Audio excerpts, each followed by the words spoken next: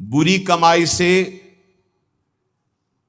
जो अन्न आता है वो बुद्धि को भ्रष्ट कर देता है। इसीलिए हम आकाश वृत्ति से जीते हैं। आकाश वृत्ति, हमारे पास वही अन्न आएगा जो श्री जी पास करेंगे। नहीं, हिम्मत नहीं किसी के यहां रख दे। यहां शासन है सहचरियों का। यहां ऐसा नहीं कि कोई पापात्मा आवे और आके गड्डी रख के चला जाए, ऐसी हिम्मत नहीं, उसके कदम नहीं उसके अंदर प्रवेश कर सकते। यहां शासन है, अव्यक्त शासन है। अगर यहां 100 रुपया कोई रखता है तो मेरी लाडली जू से प्रेरित होकर रखेगा, अन्यथा नहीं। इसीलिए 2 प्रकार से हमारा भोजन चलता है। एक तो ब्रजवासियों की टूक मांग के आते हैं, और दूसरा आकाश वृत्ति से जो आता है, बिना मांगे, बिना इशारा किए और बिना किसी प्रकार का सम्मान दिए। ये नहीं कि आप अर्थ देने वाले हो तो आपको एकांत में बुलाकर जयमाला पहनाई जाए कि जय हो आपकी, आपसे बिल्कुल नहीं। और हो सकता है कि आपको कटु वचन सुनने पड़े और फिर आप रखो तो तुम बहादुर नहीं, लेके जाओ। लक्ष्मीपति जिनके सेवक हैं, हम उनके सेवक हैं। इसलिए हर अन्न का कण पवित्र होगा यहां का। हमारी स्वामिनी के द्वारा प्रेरित जो आता है वो हृदय से स्वीकार है। इसलिए कहीं भी किसी भी तरह का इशारा, दान पेटी, कोई ये सब नाटक कि भाई यहां इतने भरो, इतने भरो, कहीं कोई अगर कोई बाहर कर रहा है तो नौटंकी नाटक करके अर्थ एकत्रित करने वाला वो अपराधी माना जाएगा। इस पूरे राधा केली कुंज के भागवतिक विधान में किसी भी तरह के अर्थ का प्रवेश नहीं है। हम भिक्षुक हैं, हमारा भरण पोषण स्वामिनी से होता है। किसी के हृदय में ऐसे किया और स्वामिनी जी के आगे चढ़ गया, उसी से बिजली का बिल, उसी से उदर पोषण होता है। और ये हम इसलिए नहीं सुना रहे कि तुम चढ़ा देना। हम तो कसम खवाई सत्संग में कि जिनको ये लगता हो कि मेरे द्वारा चलता है, तुम्हें इष्ट की कसम या चवन्नी मत चढ़ाना। हम देखते हैं अपने स्वामी को, तुम्हारे से हमारा नहीं चलता, हम स्वामी से देखते हैं जिनसे अनंत ब्रह्मांड, तुमने सहयोग किया था ब्रह्मांड बनने में, क्या अनंत ब्रह्मांड एक संकल्प में बन गए, उनके हम दास हैं। तो जो अधर्म की कमाई से, अधर्म की कमाई कैसे होती है? जहां हमारा धर्म कहता है कि ये नहीं लेना चाहिए, हम उसे लेते हैं। जहां हमारा धर्म कहता है ये नहीं करना चाहिए, उसे हम करते हैं और फिर वो अर्थ लेते हैं। कई तरह के अधर्म की कमाई होती है। इसको हमने देखा भ्रमण के समय में। जैसे कहा जाता है कि आपका ब्लैक व्हाइट हो जाएगा, ऐसा हमने नहीं कहीं पढ़ा, शास्त्रों में नहीं पढ़ा, संतों से नहीं सुना। धर्म से 10 रुपया कमाओ, 4 रोटी बनाओ, 1 रोटी में 4 टुकड़े कर लो, 3 में तुम पाओ। एक गाय को दे दो, कौआ को दे दो, एक भिक्षुक संत को दे दो, एक ऐसे डाल, कोई जीव जंतु खा ले, इसे कहते हैं। वो तुम्हारा धन और पवित्र हो गया। पापाचरण करके आओ, 1 लाख में 10,000 दो, नरक जाओगे, क्योंकि वो 10,000 जो खाएगा उसकी बुद्धि भ्रष्ट हो जाएगी। आहार दोष। जब द्रौपदी जी और महाराज युधिष्ठिर और भगवान श्री कृष्ण भीष्म पितामह को घेरे हुए प्रश्न उत्तर हो रहे हैं, तो बहुत शास्त्र का ज्ञान दे रहे हैं, बहुत हजारों प्रश्नों के उत्तर भीष्म पितामह जी ने दिए। तो जब धर्म का उपदेश कर रहे थे तो कहा, रुको पितामह, ये वही बुद्धि है उसी महापुरुष की जो सभा में बैठा था, मुझे वस्त्रहीन किया जा रहा था, मैं चीख चीख के पूछ रही थी क्या ये धर्म है? उस समय ज्ञान तुम्हारा कहां चला गया था जो आज ज्ञान उपदेश कर रहे हो? तुम मुस्कुराए और कहा, बेटी तुम्हारा प्रश्न धर्मयुक्त है। वो सब बह गया। 6 महीने बाणों की सैया पर वो खून बह गया है। इस समय मैं शुद्ध हूं, जो प्रश्न करोगे ठीक धर्मयुक्त उत्तर होगा। उस समय पापी दुर्योधन का अन्न खाने से मेरी बुद्धि मलिन हो गई थी। उदाहरण दिया कि एक परमहंस जी जंगल में कंदमूल फल खाकर रहते थे। एक दिन राजा की दृष्टि पड़ी, श्रद्धालु था, साष्टांग दंडवत की महाराज महल पधारी और अपने चरणामृत से, चरण रज से महल को पावन करें और प्रसाद पाए। मना कर दिया, हम तो कंदमूल फल खा गए, चला। दूसरी बार फिर आया, तीसरी बार फिर आया, मन में आया चलते, ठीक है। राजा बहुत प्रसन्न हुआ, आदर के साथ ले गया, महारानी ने स्वयं बनाया, महाराज संत भगवान ने पाया, गए। अब जब जंगल में आए तो मन नहीं लगा भजन में। कहां सूखे कंदमूल फल और कहां रसीला वो भोजन राज परिवार का और रानी के हाथ का बना। अब तो अच्छा दृश्य देखने की इच्छा नहीं होती हो, गुलरी पाकर यही फल जंगली। बस अब ये इंतजार था कि राजा आ जाए और निमंत्रण दे दे। अन्न का प्रभाव। राजा आया, संकल्प ऋषि का, महाराज वो पहले बार में हाँ हाँ वो तो आप बड़े भगत हो, एक बार जाके हमने देख लिया, बड़ी श्रद्धा है। दोबारा गए तो प्रसाद बना रही थी रानी, तो दृष्टि गई हार पे।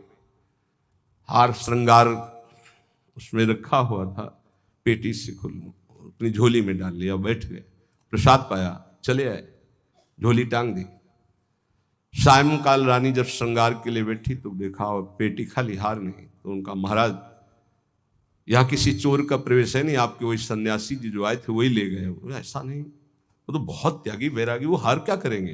बोले हमारी दास दासियां, निजी दास दासियां, ये कहीं बाहर नहीं जाती हैं, तो ये क्यों चोरी करेंगे, इनका और कोई है नहीं, ये तो हमारी सेवा में रहती है। राजा को भी पक्का प्रमाण लगा कि संत, पर उन्होंने कहा नहीं, हमारे संतों की अवहेलना होगी, आप इस शब्द मत उच्चारण करो, मैं दूसरा बनवा देता हूं।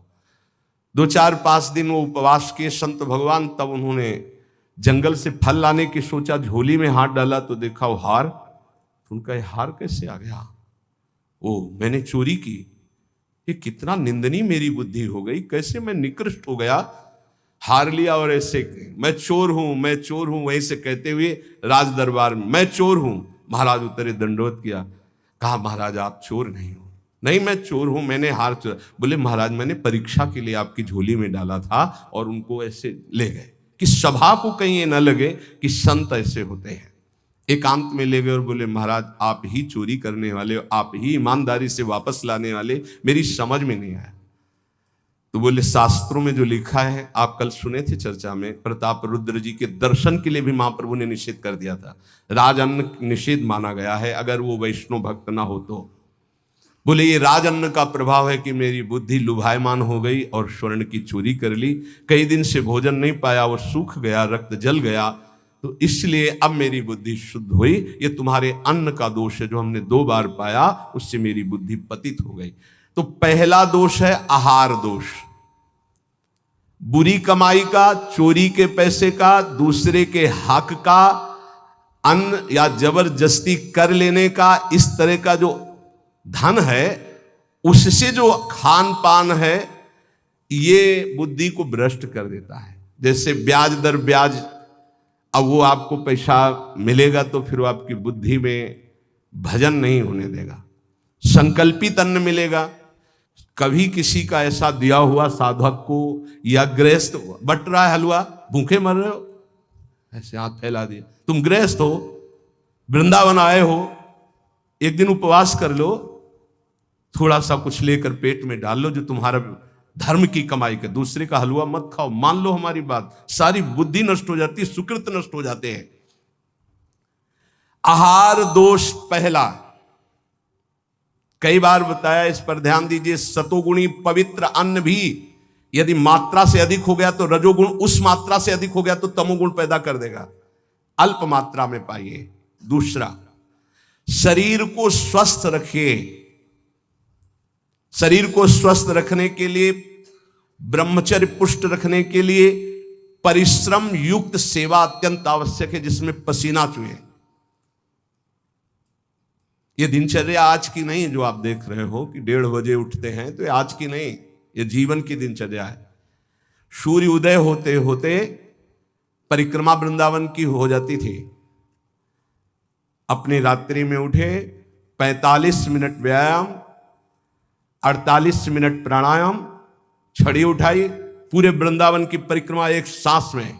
इसके बाद आके श्री जी की मंगला, गुरु जी की सेवा में 9 बजे तक, फिर आके श्रृंगार, फिर गुरु जी की 2:30 बजे रोटी मांग करके एक बार 24 घंटे में, वो भी न सब्जी न दाल। ऐसे थोड़ी भगवत मार्ग की निरंतर भगवदाकार वृत्ति प्राप्त की जाती है। अस्वस्थता ये भी बाधक है, जब तक वृत्ति भगवदाकार ना हो जाए। अगर भगवदाकार वृत्ति है तो कोई फर्क नहीं पड़ेगा। भगवदाकार वृत्ति नहीं है और आपको केवल ऐसे नकली वो करके अल्ट्रासाउंड ऐसे और आपको बता दिया जाए कि आपकी किडनी थोड़ा दोष युक्त हो रही है, भजन करके दिखा देना, डिप्रेशन में पहुंचने लगोगे। पक्का समझना, शरीर स्वस्थ चित्तवृत्ति प्रभु में लगा लोगे, शरीर अस्वस्थ है और चित्तवृत्ति भगवदाकार नहीं हुई तो इसी में कराओगे, पक्की बात समझ लो। और एक बार चित्तवृत्ति लग गई तो 2 किडनी की क्या बात, अगर 10-20 होती हो सब फेल हो जाती तो भी कोई फर्क नहीं पड़ता। पक्का मान लीजिए, पक्का मान लीजिए। इसीलिए संसारी पुरुषों को विश्वास नहीं होता कि क्या ऐसा भी हो सकता है, क्या ऐसा होता है। कर्तुम अकर्तुम अन्यथा कर्तुम सर्व समर्था सा ईश्वर। अभी क्या समझे हो तुम? अस्वस्थता से बचिए। प्रत्येक साधक से कहा व्यायाम करो, चाहे साधक हो चाहे साधिका। संयम से चलो, व्यायाम प्राणायाम अत्यंत आवश्यक है। ठीक है, आपकी दिनचर्या ऐसी तो समय निकालो, ऐसी दिनचर्या में समय निकालो कि आप व्यायाम कर सको, आप प्राणायाम कर सको। मान लो मेरी बात, आहार अल्प पवित्र आहार है, पक्का, इसमें कोई संशय नहीं, गुरु प्रदत्त आहार है, और अल्प आहार तो शतोगुणी बना रहेगा। दूसरा, व्यायाम प्राणायाम प्रत्येक साधक को करना चाहिए। यह महापुरुषों को देखें, अपने गुरुदेव को भी देखा है, क्योंकि आजीवन हमें संयम पूर्वक भजन मार्ग में बढ़ना है, तो ये दोनों बातें जरूरी। तीसरा, आलस्य का त्याग। आलस्य, वृंदावन रहते हुए भजन करते हुए भगवत मार्ग में आपके प्रेम क्यों नहीं प्रकट हो रहा? यह सिद्ध महापुरुष के द्वारा बताए हुए। पहला, आहार दोष। दूसरा, शरीर को स्वस्थ रखो, नहीं तो अस्वस्थता में भजन नहीं होता। किनका? साधक का। तीसरा, आलस्य। ये सबसे ज्यादा साधक को परेशान करता है। ये 3 बातें पहले क्यों लिखी गई, अभी और हैं। प्रायः साधक को भोजन में स्वाद की बुद्धि रहती है। आलस्य को त्यागिए, नहीं तो प्रेम। काहे को इतना सोते हो? हम तो प्रभु से मनाते थे कि हमें नींद ना आवे, प्रभु मेरी नींद खत्म हो जाए। वो आज उसकी कृपा का फल प्राप्त हो रहा है। हाँ, कि नींद नाम की चीज नहीं है यदि और कोई डिस्टर्ब भी नहीं, कोई परेशान भी नहीं है, ये बस अगर आप ठिकाने देखो। नींद को विश्राम जो इंद्रियों को मिलता है नींद में ना, वो संसार का चिंतन छोड़ने से। खास बात समझिए, 6 घंटे संसार का चिंतन छोड़ के बड़ा फ्रेश लगा, और 6 घंटे अगर भगवान के चिंतन में संसार को भूल गए तो कैसा लगेगा, सोचो। चौथा है प्रमाद। प्रमाद माने जो अभी काम करना है वो कल कर लेंगे, कल कर लेंगे ना। करने योग्य काम को आगे के लिए छोड़ देना और ना करने योग्य काम को तत्काल करना, जबकि साधक इसका उल्टा करता है। करने योग्य कार्य को तत्काल करता है, ना करने योग्य कार्य के लिए उपस्थित समय आने पर भी वो उसे टाल देता है, कल देखेंगे। उसके ना करने योग्य कार्य को तत्काल करना और करने योग्य कार्य को आगे के लिए टाल देना, इसे प्रमाद कहते हैं। पुरुषार्थहीनता। जैसे कुछ लोग ऐसे कहते हैं कि अरे वो जब आपकी कृपा होगी तो सब हो जाएगा। हाँ, आकाश से उतरेगी कृपा।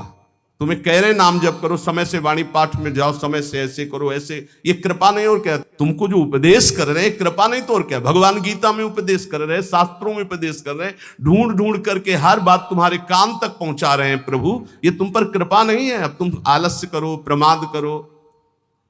बहुत समझ में नहीं आता कि साधक क्या लक्ष्य लेकर के चलता है। पुरुषार्थहीनता है तो प्रेम प्राप्त नहीं होगा। पुरुषार्थ युक्त रहो, एक क्षण भी बर्बाद मत करो, कबहू काल वृथा नहीं जाए, इस पर ध्यान दीजिए। समय बर्बाद मत कीजिए, 1 मिनट आपका बहुत कीमती है। फिर 6वां, अश्रद्धा। श्रद्धा किसे कहते हैं? गुरु और शास्त्र के वाक्य को यथावत बिना विचार किए पालन करना, उसे श्रद्धा कहते हैं। इसके बिना सिद्धावस्था नहीं होती, इसके बिना परम शांति नहीं मिलती। श्रद्धावान लभते ज्ञानम तत्परा संयतेन्द्रिया ज्ञानम लब्ध्वा परम शांति मचिरेणादि गच्छति। श्रद्धावान ही ज्ञान को प्राप्त होता है, ज्ञानी ही अपनी इंद्रियों को संयम में रखता है, इंद्रियों को संयम में रखने वाला ही परम ज्ञान परम शांति को प्राप्त होता है। प्रथम हृदय श्रद्धा जो करे, सेवकवाणी, प्रथम हृदय श्रद्धा जो करे, आचार्यजन जाय अनुसरे जहां जहां हरिवंश के, तब बात बनती है। भवानी शंकरो बंदे श्रद्धा विश्वास रूपिणो याभ्याम बिना न पश्यन्ति सिद्धा स्वांता समय। कह रहे हैं ऐसा करो, बिल्कुल नहीं सुन रहे तो क्या है? अश्रद्धा। ये तुम्हें प्रेम प्राप्त नहीं होने देगी, ये भगवदानंद की अनुभूति नहीं होने देगी। कैसे कैसे? अगर आप वचन रूपी लक्ष्मण रेखा के अंदर रहोगे तो माया रूपी रावण तुम्हारा हरण नहीं कर पाएगा, तुम्हारी बुद्धि रूपी सीता का अपहरण नहीं कर पाएंगे। राम जी वरण कर लेंगे बुद्धि रूपी सीता का, श्याम जी वरण कर लेंगे। भीष्म पितामह अंतिम समय कहते हैं, हे श्री कृष्ण मेरी कुमारी बुद्धि को स्वीकार करो, आज तक इस बुद्धि को कभी किसी ने स्पर्श नहीं किया, ये बुद्धि कुमारी है, वरण कर लो इसको। लेकिन हमारी बुद्धि का तो अपहरण हो गया है, विषयों ने अपहरण कर लिया है। क्यों? क्योंकि हम गुरुदेव के वाक्य रूपी लक्ष्मण रेखा के अंतर्गत नहीं रहे, हम रेखा क्रॉस कर गए, अश्रद्धा कर ली, उनकी आज्ञा नहीं मानी, अवहेलना कर दी, कुतर्क। नहीं, ऐसा कैसे हो सकता है? बहुत विचित्र गुरुजनों की वाणी में सामर्थ्य होती है। कभी गुरु की वाणी पर अविश्वास करके कुतर्क नहीं करना चाहिए। अधैर्य, अगर उपासक में धैर्य नहीं है तो प्रेम प्रकाशित होने में बाधा पड़ जाएगी। बड़ी समस्या आ गई है, बड़ी नहीं, धैर्य पूर्वक टिके रहो। अच्छा, ये कभी हमारे हृदय में गुरु प्रताप से नहीं आया कि किसी का आश्रय ले ले, या कहीं चले जाए, या कहीं पूर्व जीवन में कोई फोन कर दे, या किसी को इशारा कर दे, बस ये था कि अब मरना है और धाम में भगवत चिंतन करते हुए मरना है। धैर्य से कभी विचलित ना हो। अगला है अनिश्चय। ये बहुत साधकों में पाया जाता है। एक दिन गुरुदेव भगवान ने कहा, जब साधक घर से निकलता है तो उसका वैराग्य अग्नि के समान होता है, उसे ज्वाला की तरह रोज बढ़ना चाहिए। उसका वैराग्य शीतल क्यों हो जाता है, ठंडा क्यों हो जाता है? उसका वैराग्य तो प्रतिदिन और तेजस्वी होना चाहिए। उसका कारण है अनिश्चय। सुख सुविधाएं भोग मिले और जीवन बढ़िया कट रहा है। जीवन काटने के लिए नहीं, जीवन मिटाने के लिए हम आए हैं, अस्तित्व मिटाने के लिए आए हैं। हमारा निश्चय है कि प्रिया प्रीतम की प्राप्ति के लिए हर भोग को छोड़ना है और प्रभु को प्राप्त करना है। वैरागी वही है जो समस्त भोगों के बीच में रहता हुआ भी भोग स्वीकार नहीं करता, केवल अपनी दिनचर्या और भगवत प्राप्ति के हेतु जीने के लिए केवल उसको धारण करता है। ऐसे बहुत से संत अपने। अभी एक उपासक बच्चा है, पूछा, तुम्हारी बनियान में रंग लगा है, रंग वाली बनियान क्यों पहने, दूसरी पहन लो ना। जैसे आपकी आज्ञा पर काम चल रहा है ना अभी शरीर के, नहीं बदल, वैसे जैसे आपकी आज्ञा पर काम चल रहा है ना, हाँ ठीक है जाओ। अच्छा लगा, धैर्य से वैराग्य की पुष्टता, काम चल रहा है ना, अच्छा है। अनिश्चय हमारे हृदय में जब होता है तो हमें भोग गिरा देते हैं। हमारा निश्चय क्या था? हम प्रभु की प्राप्ति के लिए जानबूझकर समस्त भोगों का त्याग करते हुए सच्चिदानंद रस में स्थित होंगे, फिर हम क्यों डिग गए? इसका मतलब हमारे निश्चय में कमी थी। अनिश्चय, हमारा निश्चय था कि हम अपमान को सहेंगे, हम निंदा को सहेंगे, हम तिरस्कार को सहेंगे, हर कष्ट सहेंगे, पर हे नाथ आपको प्राप्त करेंगे, आपका भजन करेंगे। कहां गया वो निश्चय? थोड़ी सी कोई अपमान की वृत्ति आई, हम गुस्सा हो गए, थोड़ा सा तिरस्कार हुआ, हम परमार्थ छोड़ दिया, थोड़ा सा कोई भोग आया, हम भजन छोड़ दिया, भोग में राजी हो गए। कहां गया हमारा निश्चय? इसका मतलब अनिश्चय है हमारे हृदय में, लक्ष्य का निश्चय नहीं है। संशय, पता नहीं भगवान में सुख है कि भोगों में सुख है, पता नहीं इस मार्ग से भगवान मिलेंगे कि नहीं मिलेंगे, पता नहीं जिनके सहारे भगवान की प्राप्ति कराएंगे कि नहीं कराएंगे।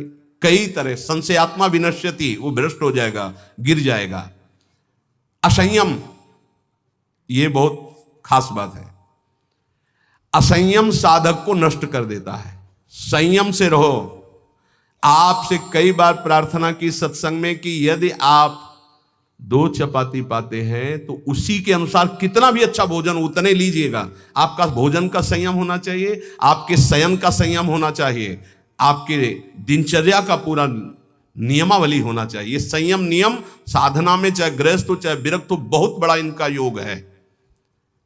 असंयम नहीं है, कभी मन आया तो 7 बजे जग गए, कभी मन आया 5 बजे जग गए, कभी मन आया 1 बजे जग गए, ऐसा नहीं होना चाहिए। असहिष्णुता, सहनशीलता ना होना, साधक के प्रेम प्राप्ति में बाधक लक्षण है। हर बात को सहन कर जाओ। सहनशीलता सहत सहत बाढ़े भगति गृह तन गुरु हित गात। अपवित्रता, कई बार इस पर चर्चा हुई है। आजकल बड़ी अपवित्रता के चांस हैं, जैसे शौचालय और बाथरूम एक ही में सब है। प्रायः ऐसा ही है,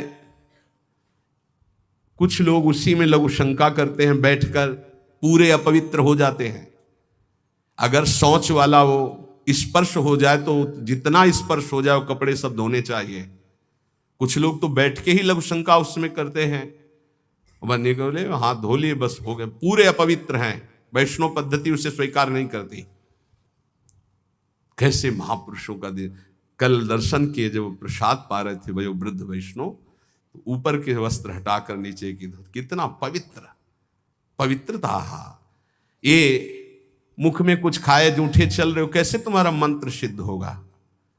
खड़े खड़े लघु शंका कर ली, छिट्टी पैरों में पड़ रही, कैसे मंत्र सिद्ध होगा? बहुत सावधानी की जरूरत है। उपासक चाहे गृहस्थ हो या विरक्त हो, हर समय पवित्र रहता है। अपवित्रता ये सिद्ध नहीं होने देती, साधन को सिद्ध नहीं होने देती, ध्यान रखना। कुछ भी खाने की वृत्ति ऐसी ना रखो जो प्रियालाल को भोग नहीं लगाया आप पा रहे हैं। बाजार में खाने वाला तो साधक हो ही नहीं सकता। हम ये कह रहे हैं कि यदि आप बहुत ही गृहस्थ में हो और आपका मन कर रहा है कि भाई आज हम नमुक चीज पाए, तो आप पहले ये जांच करो कि जहां से ले रहे हो पवित्रता का विधान वहां है कि नहीं है। नहीं तो बहुत अपवित्र रहता है, आप ये अच्छे से समझ लीजिए। अब वो पदार्थ फिर लेके श्री जी को भोग लगाओ जो पवित्र हो, फिर पा लो तो चलो ठीक है। वही बाजार में खड़े खड़े खाना पीना ये साधक या वैष्णव का लक्षण नहीं है, ये भारी अपवित्रता है जो तुम्हारे भजन में बाधा पहुंचा देगी। मान लीजिए, हाथ जोड़ के कहते हैं, क्योंकि प्राय अब इस पर छूट है। पवित्रता पवित्रता बहुत सावधानी से। जैसे आप माला जब करें, आपको लघु शंका लगी है तो अपनी माला को गर्दन के पीछे कहीं ऐसे फंसा लीजिए उच्च भाग में, और बैठकर लघु शंका कीजिए। जहां पानी की व्यवस्था हो या आप अपने पास पानी रखिए, फिर पवित्र होइए। अगर ऐसा है कि जल नहीं है तो रज से कर लीजिए, रज से हाथ धो लीजिए। जब तक पानी न मिले, आचमन न कर लो, तब तक माला नहीं, ऐसे नाम जप करो। ये अपवित्रता भगवत प्राप्ति में बहुत बाधक है और लोग इसको मानते ही नहीं है। कोई बिरला पवित्रता का निर्वाह करता नहीं मान। कौन भ्रमण में लघु शंका के लिए कमंडल रख रहा है? अब वीआईपी पना हट जाएगा। प्रायः दंड कमंडल, साधु का प्रसिद्ध सोटा लंगोटा, ये सब प्रसिद्ध है। काछ वाच मन निश्चल राखे, धनि धन जननी तेरी रे। बहुत अब प्रायः दर्शन करने वालों में ऐसे दर्शन होते हैं, हाथ में बिस्लरी की बोतल ऐसे, जैसे कोई जल चढ़ाने की गंगा जली नहीं, प्रायः बिस्लरी की बोतल ऐसे हाथ में होगी। जमाना बदलता चला जा रहा है, और या स्मार्ट मोबाइल हाथ में होगा। कोई भले आदमी तो ऐसे मिलते हैं कि मोबाइल से ऐसे वीडियो दाहिने हाथ से बना रहे हो, बाएं हाथ से ऐसे कर रहे हैं। बाएं हाथ से किसको किया जाता है जानते हो? शत्रु पक्ष को। जब राजाओं के यहां दुश्मन का दूत जाता था तो बाएं हाथ से सल्यूट करता था। तब पता है कि दुश्मन का दूत आया, इसलिए बाएं हाथ से करता था। तो आजकल नए बच्चे वो जानते हैं नहीं, तो मोबाइल से शूट कर रहे हैं ऐसे, बाएं हाथ से ऐसे कर रहे हैं। ये अपवित्र। भगवान के सामने या भगवत भक्तों के सामने, चलो आपके हाथ खाली नहीं, वीडियो बना रहे हो तो नेत्रों से कर लो, बाएं हाथ से काहे को? दुश्मनी काहे को मोल ले रहे हो? बहुत बड़े के दरबार में हो, बहुत बड़े के पार्षद है, वो हर समय देख रहे हैं। आप क्या समझते हो हम अकेले चलते हैं? नहीं बोले 10-20 साथ चलते नहीं, इनकी बात नहीं कर रहा। एक कदम भी ऐसा नहीं जिसमें हमारी महारानी जी न चलती हो। ये जो छोटे छोटे नवजात शिशु जो ये सब, ये जानते हो महारानी जी के प्रताप का आशीष लेने आते हैं। हमारा कुछ नहीं है, हमारे आगे आगे चलती है हमारी महारानी जी। हम उनकी दासी, उनके पीछे चलती है, आगे वो चलती है। ये जो फूल बरसते हैं ना, ये महारानी जी के चरणों में बरसते हैं। ये जो फूलों के पावड़े बिछे होते हैं ना, मेरी स्वामिनी जी के लिए। अगर ये मेरे लिए लगते ना तो कब का बंद करवा देते, आप ये भी समझ लो। मेरी महारानी जी के दर्शन के लिए कोई नाचता है, कोई रोता है, पूरी भीड़ में सैकड़ों रोते हैं, तो हम उनकी आंखों की तरफ देखते हैं कि मेरी प्रिया जी का कृपा प्रसाद इनकी, भले किसी भाव से। मेरी महारानी जी तो बड़ी रिझवार है ना, हाँ बड़ी रिझवार। कितने के अंतिम बन गए, अंतिम बन गए, समय अंतिम बन गए, क्योंकि उनको तो समझ में नहीं आ रहा है ना, वो तो केवल देख रहे हैं बाबा।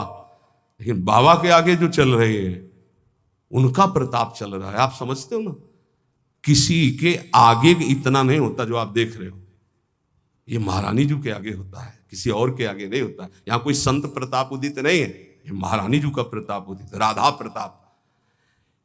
जो प्रसिद्धि और पुजवाने की इच्छा रखता है, उससे प्रेम प्राप्त नहीं होता। प्रेम प्राप्ति में बाधक अपनी प्रसिद्धि और पुजवाने की इच्छा नहीं। अपने इष्ट में चित्त को लगा दो। तो सेवक जी महाराज कह रहे हैं, बिस्तर है सब जग विमल कीरति, साधु संगति ना टरे, बास वृंदा विपिन पावे, श्री राधिका जो कृपा करे। अपने आप जगत में विमल कीर्ति का विस्तार हो जाता है जो प्रियालाल में चित्त जोड़ता है। अपनी पुजवाने की इच्छा, मान की चाह, ये प्रेम नहीं प्रकट होने देती।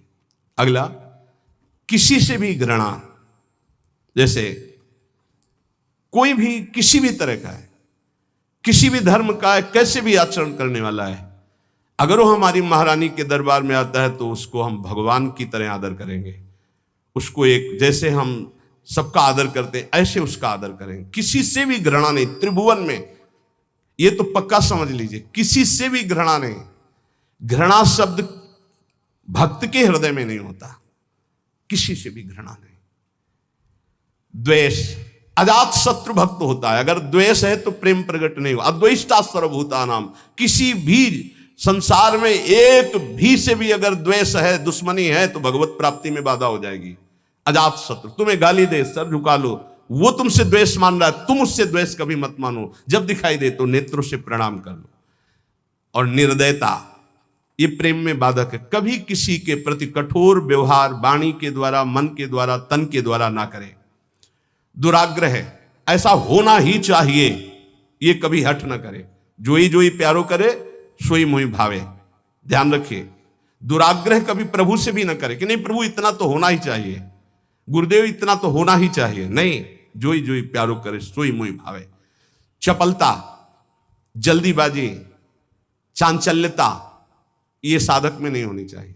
गंभीर स्वभाव, जो कार्य करे बहुत ठीक से करे। एक साधक अपनी सेवा में है, उनसे आप कोई भी जल्दी काम को वो नहीं करेंगे।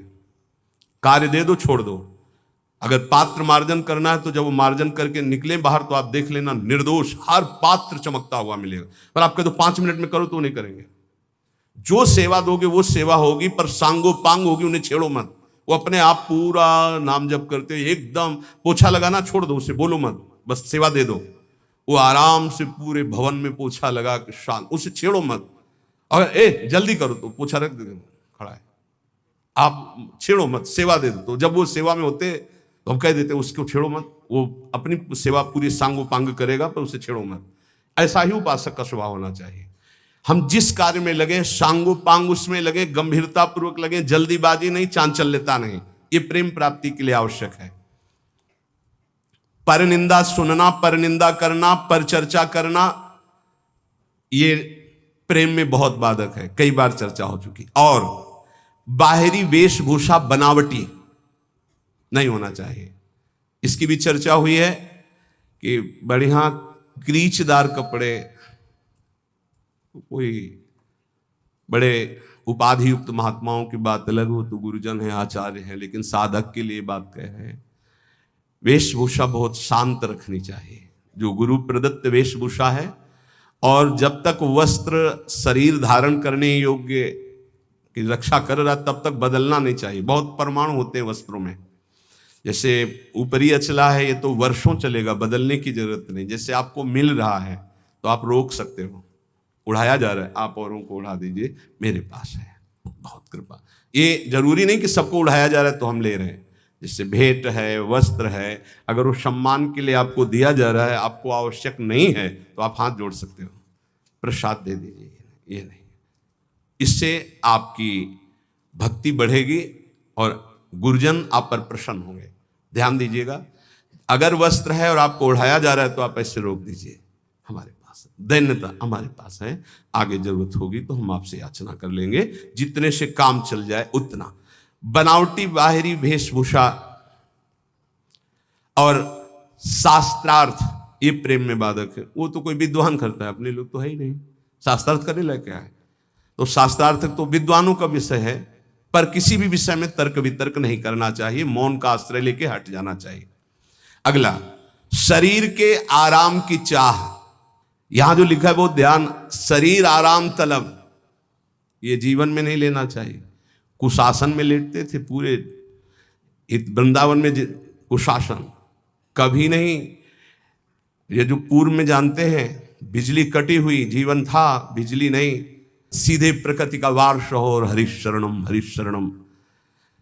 और मनोरंजन बोले 4-5 घंटे तो सत्संग और वाणी पाठ हो गया है। अब वो वाला मोबाइल टच वाला कौन सा कहते हैं, स्मार्टफोन, अब उसमें अब हमको तो सब बातें आती नहीं, सीरियल कहते हैं कि क्या कहते हैं वो जो देखते हैं, हाँ उसमें करके सीरीज, हाँ वही। अब एकांत में मनोरंजन सीरीज में देखोगे आजकल की जो है ना, पहले रामायण महाभारत जैसे, अब ऐसी सीरीज है कि आपके भजन को नष्ट कर देंगे, आपके चिंतन को नष्ट कर देंगे। इसलिए प्रार्थना है कि जितने भी साधकों के पास, वैसे तो सबके पास है नहीं जो सेवा में है और जो भी गृहस्थ जन है, ऐसी चीजें मत देखो जो आपके भजन में बाधक हो। अगला है कुसंग, ये भजन करते हुए प्रेम नहीं उत्पन्न होने देंगे। चलो अब थोड़ी देर निकलते हैं चल के, और बातचीत और ऐसे कुसंग ना होने पाए। जाके संग कुमति मति उपजे, करत भजन में भंग, तजोरे मन हरि विमुखन को संग। साधना के प्रतिकूल साहित्य का स्वाध्याय करना, आपकी साधना है प्रेम के प्रतिकूल स्वाध्याय करना, प्रतिकूल सत्संग सुनना। प्रतिकूल भी सत्संग होता है, हाँ। अब हमारा चल रहा है दासो हम का, हमें सुनाया जाए हम ब्रह्मास्म का, तो प्रतिकूल तो हो ही गया। इष्ट मिले और मन मिले, मिले भजन रस रीति, तहां निसंग को है मिलिए, तासो की जय प्रीति। गुरुजनों का तिरस्कार कर देना, ऐसा होता है। कौन बार बार खड़ा होए, इनको तो 10 बार आना है आए। गुरुजन चाहे 100 बार पधारे, 100 बार प्रणाम, 100 बार खड़े हो गए, ये आराधना है। अरे तो बोलते रहते हैं, रोज ही प्रवचन करते हैं, क्या माने। एक ने हमसे कहा कि महाराज जब वैराग्य का प्रवचन करते तो गद्दा वद्दा निकाल के बाहर फेंक देते, और जब आश्रय का प्रवचन करते तो फिर गद्दा अंदर लग जाते। बताओ चले कौन, वैराग्य वाला कि आश्रय वाला? तो तुम हो किसके, आश्रय के कि वैराग्य के? बस यही समझ रहा है। गुरुजनों के वचनों पर अविश्वास, भजन जो संख्या दी गई उसमें लापरवाही। बहुत ज्यादा संख्या नहीं दी थी, एक दिन कहा था सब लोग 11 माला तो कर ही लिया करो। और ईमानदारी से बताओ बेईमानी कितनी है इसमें? 11 माला मात्र नहीं, अगर कर रहे हो तो ठीक है वैसे तो, पर 11 माला की संख्या कितने लोग पूरा करते हैं अपना देख लेना भैया। जो नियम दिया गया उसमें लापरवाही नहीं होनी चाहिए, बस ये बात देख लो। जो विशेष सेवा में लगे हुए रात दिन, उनको भी युक्ति बताइए कि तुम्हारा कैसे पूरा होगा। लेकिन जिनको समय है उनको 11 माला संख्या तो करनी ही चाहिए, निज मंत्र की, शरणागत मंत्र की। और लक्ष्य के प्रति लोभ ना बढ़ा करके धन के प्रति लोभ आ जाना भगवत प्राप्ति, प्रेम प्राप्ति में बड़ा बाधक है। या साधन करते हुए अहंकार आ जाना, ये भी भगवत, साधन ठीक चल रहा है सब, लेकिन अहंकार आ गया तो भगवत प्रेम नहीं होगा। जो वैराग्य मार्ग में है, ब्रह्मचर्य का खंडन करना, या गृहस्थ में संयम युक्त गृहस्थ धर्म का सेवन ना करना। विपत्ति आ गई तो घबरा करके परिवार वालों की शरण में चले जाना विरक्त के लिए। विपत्ति आ गई तो भगवान का आश्रय छोड़कर किसी धनी मानी की बात शरण में चले जाना। चाहे गृहस्थ हो चाहे विरक्त, भगवान के सिवा अन्य आश्रय नहीं। नरसिंह मेहता, प्रहलाद जी, मीरा जी, बड़े बड़े भक्तों के चरित्र पढ़ो, किसके पास गए? हरिशरणम हरिशरणम, हर विपत्ति नष्ट। हरि स्मृति सर्व विपद विमोक्षणम, बड़ी बड़ी विपत्तियां भगवान के स्मरण से नष्ट। सही औषधि हर विपत्ति नाश करने के लिए भगवत गुणगान, भगवान नाम जप, अलौकिक चमत्कार, बिना किसी फोन के हर समस्या का। हरि स्मृति सर्व विपद विमोक्षणम, मान लीजिए आप, किसी की तरफ मत झांकिए, केवल प्रभु की तरफ देखिए तो कुछ बिगड़ ही नहीं सकता। 5 वर्ष के प्रहलाद ये क्या बिगाड़ लिया त्रिभुवनपति हिरण्यकश्यप ने, पर हमारा विश्वास काम नहीं करता। किसी भी मनुष्य को संपत्ति को, सुख भोग को, पद को, ममता को भगवान के समान न रखना, अपने इष्ट की समानता में किसी को न रखना। कैसे समझोगे कि हमने इष्ट की समानता में किसी को नहीं रखा? किसी व्यक्ति के मिलने पर, वस्तु के मिलने पर, भोग सामग्री के मिलने पर, पद मिलने पर यदि भगवान भूल गए तो वो भगवान से बढ़कर वस्तु हो गई, भगवान छोटे हो गए। अगर भगवत स्मरण चल रहा है तो फिर किसी को नहीं रखा भगवत स्मृति के समान। अब आप देख लीजिए, छोटी छोटी बातों में भगवत स्मरण छूट जाता है तो भगवान छोटे हो गए और वो भोग सामग्री, वो व्यक्ति बड़ा हो गया। आगे कह रहे हैं, जो भारी व्यवस्था धर्म प्रचार के चक्कर में पड़ जाता है, प्रेम प्राप्ति दुर्लभ हो जाती है, वो लक्ष्य को भूल जाता है। इतने दोषों से यदि बच जाया जाए गुरु कृपा से, तो सहज भजन में रुचि हो जाए और भगवत प्राप्ति हो जाए और प्रेम प्राप्ति हो जाए। आहार दोष, अस्वस्थता, आलस्य, प्रमाद, पुरुषार्थहीनता, अश्रद्धा, कुतर्क, अधैर्य, अनिश्चय, संशय, असंयम, असहिष्णुता, अपवित्रता, प्रसिद्धि, पुजवाने की इच्छा, मान की चाह, घृणा, द्वेष, निर्दयता, दुराग्रह, चपलता, जल्दीबाजी, परदोष दर्शन, परनिंदा, परचर्चा, बाहरी वेशभूषा सजाना, विवाद, शास्त्रार्थ करना, शरीर के आराम की चाह, विलासिता और दूसरों से सेवा कराने की आदत बनाना, लोक में मनोरंजन करना, कुसंग करना, साधना के प्रतिकूल, साधना के अनावश्यक साहित्यों को पढ़ना, अनावश्यक बातों को सुनना, साधना के प्रतिकूल सत्संग सुनना, भजन में लापरवाही, गुरु के वचनों पर अविश्वास, दूसरे साधन और लक्ष्य के प्रति लोभ और विपत्ति में घबरा जाना, ब्रह्मचर्य का नाश करना, साधना में अभिमान करना, कर्तव्य को भूल जाना, प्रभु के समान किसी को भी मानना नहीं। मतलब ये सब ना, हम सबको प्रभु मानते हैं, लेकिन प्रभु के समान का मतलब है कि प्रभु जहां हमारे हृदय में है वहां किसी का स्थान नहीं। अगर वो स्थान दे दिया तो भगवत स्मरण चला जाएगा, उसकी स्मृति आ जाएगी। और विशेष विशेष कारणों से लक्ष्य को भूल जाना, ये भगवत प्राप्ति में बहुत बाधक है। तो उपासक सावधान होकर के निर्दोष स्थिति प्राप्त करने के लिए निरंतर नाम जप करता हुआ गुरु आज्ञा के अनुसार चले तो इसी जन्म में प्रेम और भगवत प्राप्ति प्राप्त हो जाती।